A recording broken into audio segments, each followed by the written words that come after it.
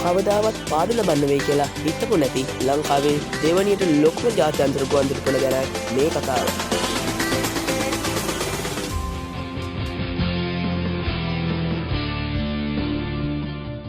2009 වසරේ නොවැම්බර් මාස 27 වන දින ආරම්භ කෙරුණු මත්තල රාජපක්ෂ ජාත්‍යන්තර ගුවන්තොටුපළ අධීර දෙකක් යටතේ ඉදිකිරීමට සැලසුම් කර ඇති අතර මෙහි මීටර් 3500ක දිගින් හා මීටර් 75ක් පළලින් යුත් විශාල ගුවන්පතයක් ඉදි කර ඇති අතර එහි A380 එයාබස් වර්ගයේ ලෝ විශාලතම ගුවන් යානා ගොඩ බැස්වීමේ පහසුකම්ද පවතිනවා. මෙහි විශේෂත්වය කුමක්ද? වසරකට මිලියනයක ගුවන් මගින් ප්‍රමාණයක් සඳහා අවශ්‍ය පහසුකම් මත්තල ගුවන්තොටුපළෙහි සකසා ඇති අතර දෙවන අධීර නිමවීමත් සමග එහි ගුවන් මගින් මිලියන 5ක් සඳහා පහසුකම් සැලසෙනු ඇති. ශ්‍රී ලංකාවේ දෙවන ජාත්‍යන්තර ගුවන්තොටුපළ වන රාජපක්ෂ ජාත්‍යන්තර ගුවන්තොටුපළ දෙස් විදෙස් ජනතාවගේ පහසුව සඳහා ඒ අනුව මෙලෙස විවෘත කරනු අතර ලොව ප්‍රමුඛ ගුවන් සමාගම් වන එමිරේට්ස්, එටිහාඩ්ස්, කතා එයාවේස් යන ගුවන් සමාගම් දෛනිකව එහි ජාත්‍යන්තර ගුවන් වාර ක්‍රියාත්මක කිරීමට නියමිතයි.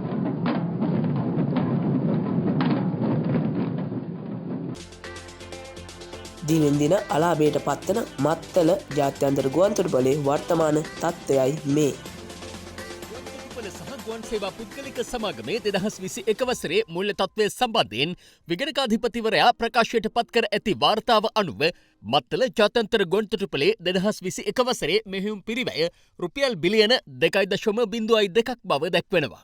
එය එම ගුවන්තොටුපළේ මෙහෙයුම් ආදායමට වඩා 21 ගුණයකින් වැඩි බව නිරීක්ෂණය වී ඇත. මත්තල ජාත්‍යන්තර ගුවන්තොටුපළේ ශුද්ධාලාභය මෙන්න මේ විදිහටයි සඳහන් වන්නේ. මත්තල ගුවන්තොටුපළ 2021 වර්ෂයේදී බදු ගෙවීමෙන් පසු ශුද්ධ අලාභය රුපියල් බිලියන 4.44ක් වූ අතර 2017 වසරේ සිට 2021 වසර දක්වා කාලය තුළ බදු ගෙවීමෙන් පසු සමුච්චිත ශුද්ධ අලාභය රුපියල් බිලියන 20.59ක් බව වාර්තාවේ සඳහන්.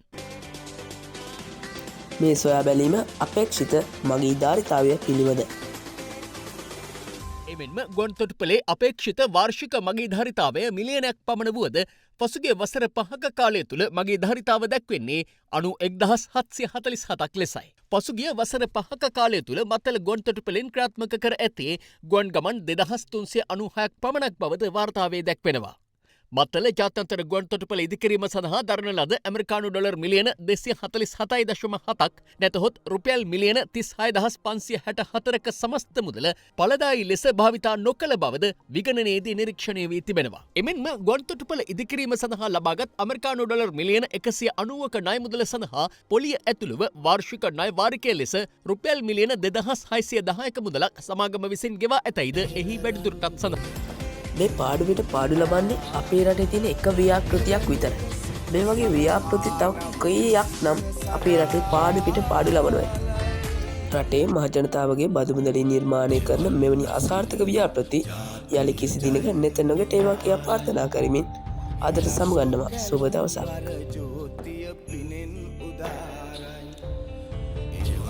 අසිරිමත් ජාතිය ජයෙන් උදා